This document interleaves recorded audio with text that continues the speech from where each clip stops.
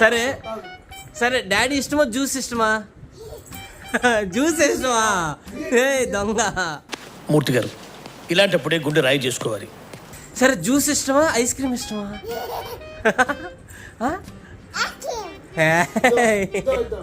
సరే ice cream ఇష్టమా cake ఇష్టమా? కేక్ ఇష్టమా చాక్లెట్ ఇష్టమా?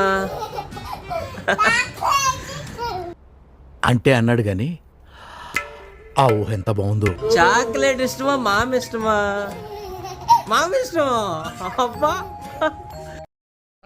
మీరు మంచి నాటు బీట్ ఒకటి వేయండి రా.